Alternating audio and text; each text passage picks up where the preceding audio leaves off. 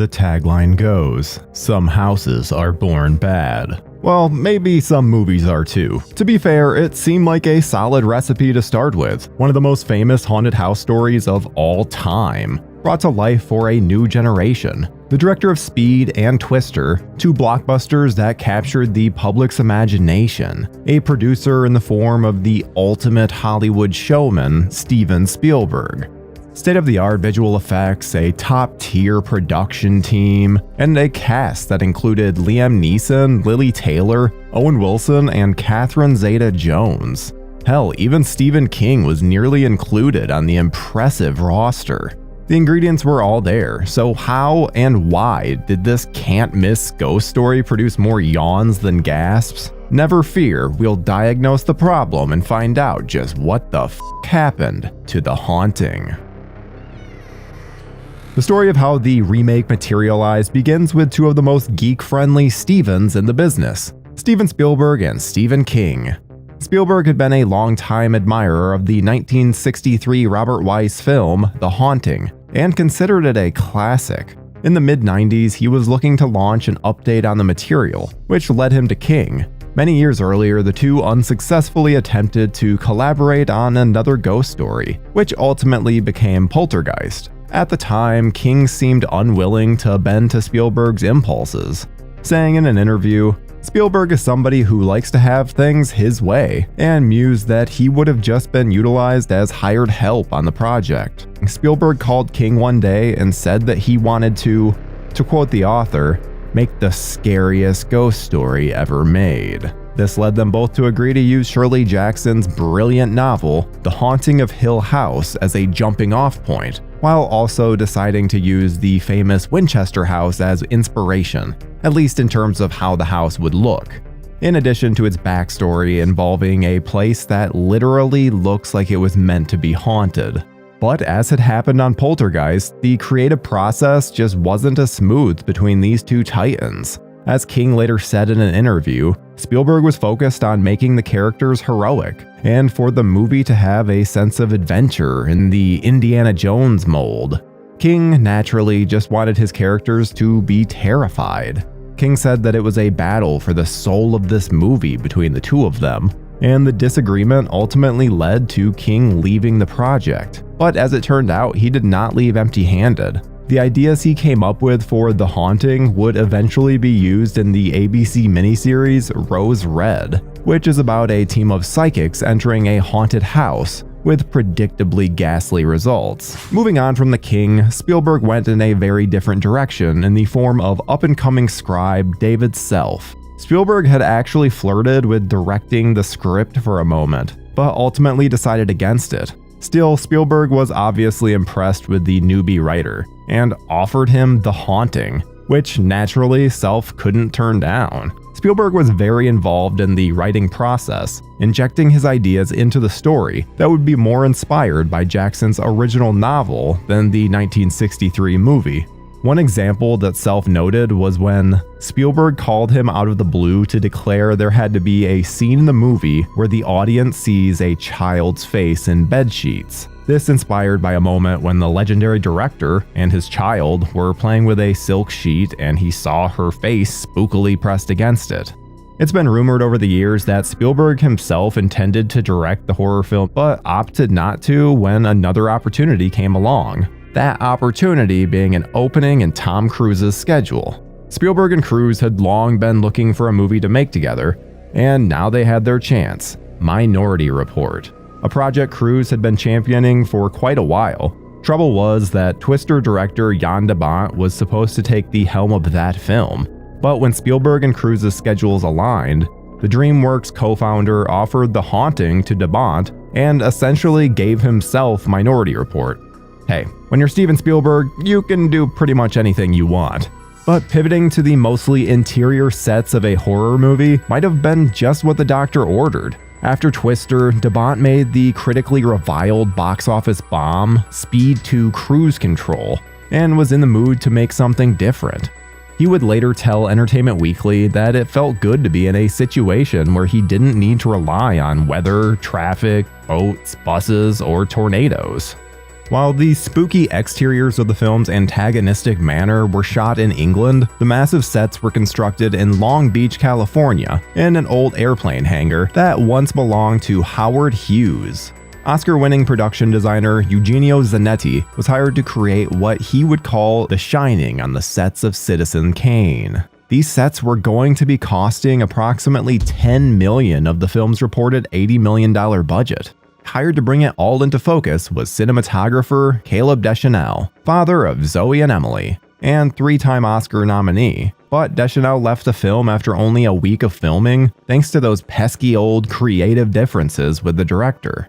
Replacing him was Carl Walter Lindenlaub, who'd handled splashy visual effects heavy movies like Stargate and Independence Day. And The Haunting was slated to have a lot of special effects. After the film was released, one would have to agree that it might have had too many special effects. While the house is certainly a pivotal character in the film, it would be joined by a handful of actors to play off of. Liam Neeson was cast as Dr. David Morrow, who invites a handful of eccentric test subjects to a haunted house in order to study how they handle fear, without telling them that's the purpose of his study.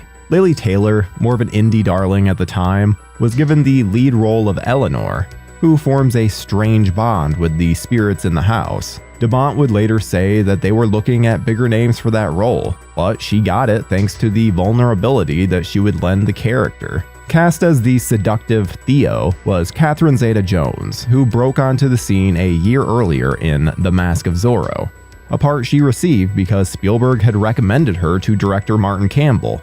Yes, we even have Spielberg to thank for Catherine Zeta-Jones becoming a star.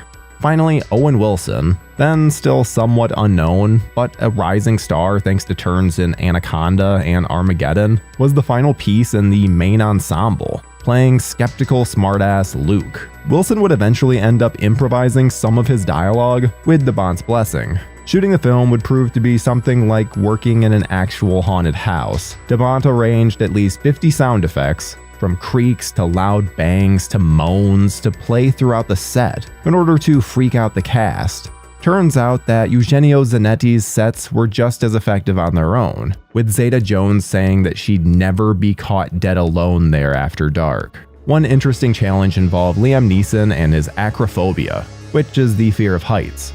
You'll see plenty of documented cases where the actor admits he's afraid of being up high in any situation, so it was certainly difficult getting him to climb a set of swirling, unsteady stairs in one of the movie's most memorable set pieces.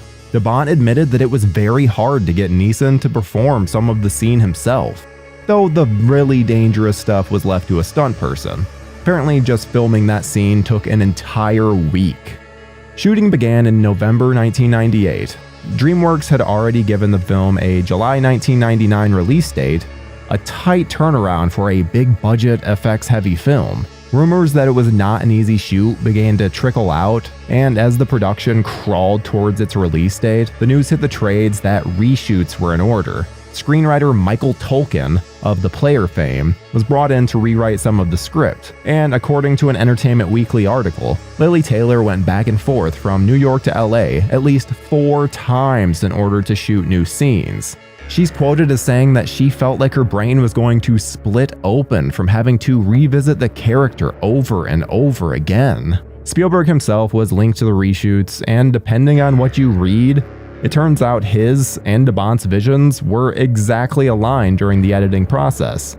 De Bont claimed Spielberg would visit the set from time to time, but only involved in shooting an additional sequence that De Bont himself could not attend to. Spielberg's trusty longtime editor, Michael Kahn, cut the film, and perhaps a sign that Spielberg wanted things going his way. De Bont would later say he initially envisioned more of a character study focusing on Taylor's Eleanor and her connection to the house. But the film eventually became about fake shocks and weak jump scares, many of those added after production wrapped.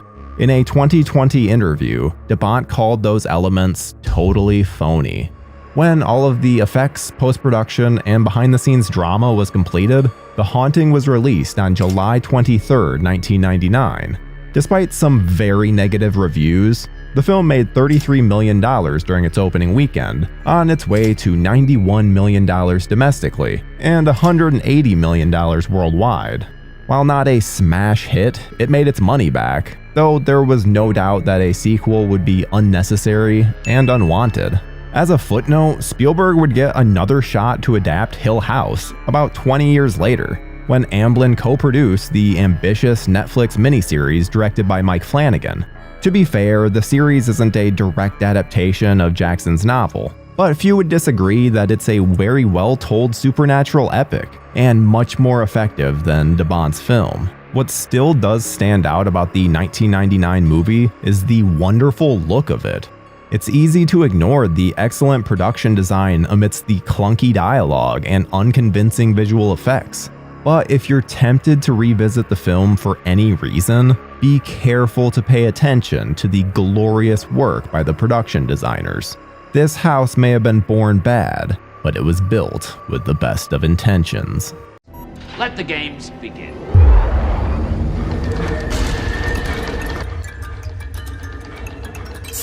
$1 million. Assuming you've stayed the entire night. And that you're still alive, of course.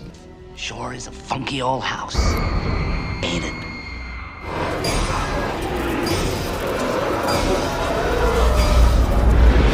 It was the late 1990s. Horror remakes were gaining steam, and horror films in general were making bank at the box office. Each week seemed to bring a new title, and people were eating these up. The Psycho remake had come out in 1998 to lukewarm reception at best. Scream was a few years old. I Know What You Did Last Summer came out in 1997. The Mummy remake was due to come out in 1999, and so was The Haunting remake. It was an interesting time for horror fans, with tons of stuff coming out left and right. People didn't have much to go on besides trailers, ads, and posters. Horror fans had a bit more with magazines like Fangoria. So, a bit in advance, a certain film started catching horror fans' attention. A film starring Jeffrey Rush and Jeffrey Combs, who shouldn't need an introduction. Famke Janssen, who had been announced as Jean Grey in the upcoming X-Men film and was recently seen in Deep Rising and The Faculty, following an appearance as a Bond girl. Chris Kattan, fresh off of Night at the Roxbury. Ty Diggs from How Stella Got Her Groove Back. Ali Larter, who people knew from Varsity Blues and Drive Me Crazy, and a bunch of other familiar faces. The story was appealing to horror fans, while the cast had everyone else interested. So, what flick could interest such a diverse cast of actors? The remake of House on Haunted Hill. On today's episode of What the F*** Happened to This Horror Movie?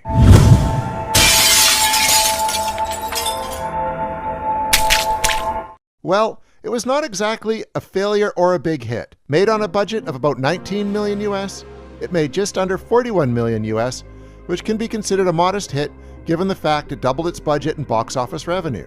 That, for just about any movie these days, is considered good, to double its budget. But then again, films now cost hundreds of millions of dollars, so doubling that is considered great. In terms of success, doubling the cost of the movie in 1999 was decent, not exactly raking it in, but still good. However, where the film failed was with critics, and a lot of viewers who seemed to just not love this one. To this day, the film made a paltry 31% on Rotten Tomatoes and a 42% audience score. If one checks other sites, the average seems to remain about the same. However, more and more people are talking about this one being fun and a good throwback to late 90s horror. The box office should have been a whole lot bigger though. The film was released on October 27th, 1999, just in time for Halloween. It should have been a huge opening weekend. Perhaps a release a week or two earlier could have allowed it to have more legs before the holiday season slaughtered it. Now, here's a bit of a funny box office situation, one that rarely happens. The #1 film at the box office, the week that House on Haunted Hill was released, was The Best Man, a film released the week before and co-starring House on Haunted Hill star Ty Diggs. The Man had a good month there. The second film to be released has a slightly less good month though.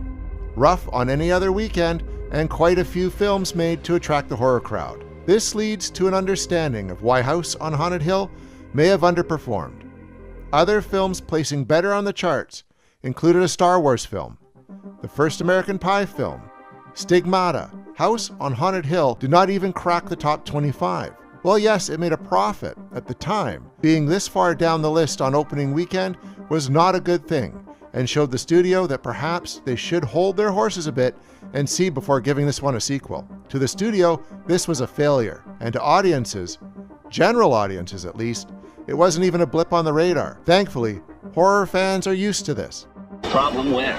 Look good to me. This leads to what has happened since then. Well, the film didn't age all that well, and it's still a remake to a classic film that starred Vincent Price. Of course, some folks still absolutely hate it or think it's a terrible movie. However, it's not that bad.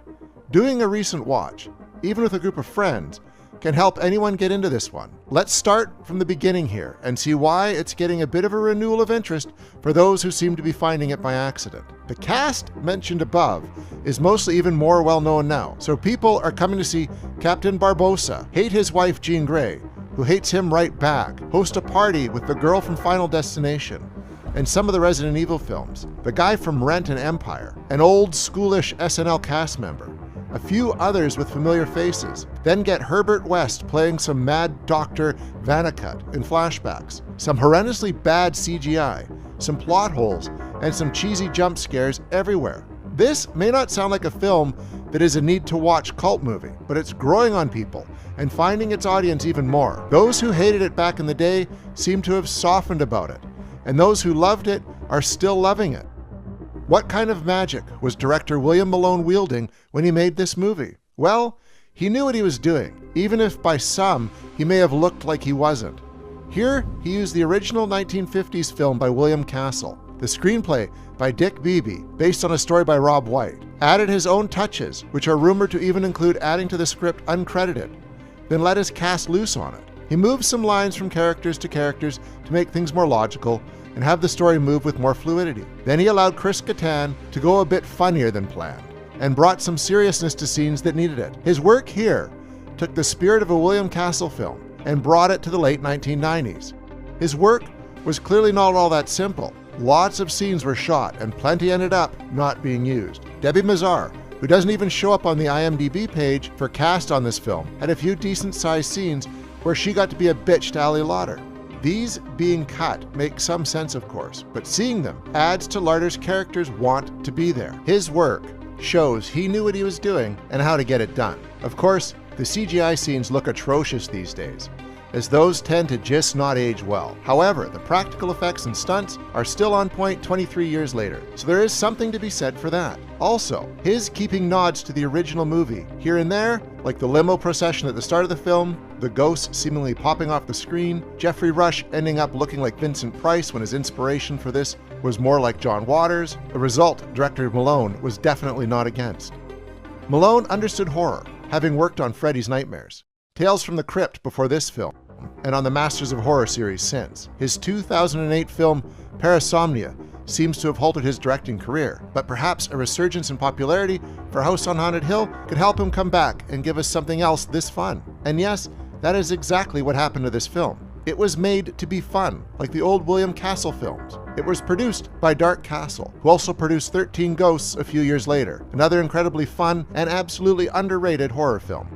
William Castle was known for his marketing gimmicks, such as the one for the Tingler, where movie theaters had seats vibrate, which would surprise audiences at the right moment, and they were encouraged to scream. This gimmick was advertised as Percepto.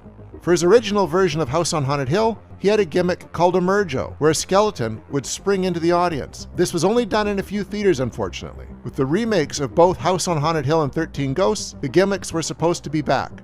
For 13 Ghosts, it was supposed to be in 3D. Compared to the Emergo gimmick for the original, the gimmick for the remake was less likely to scare the audience.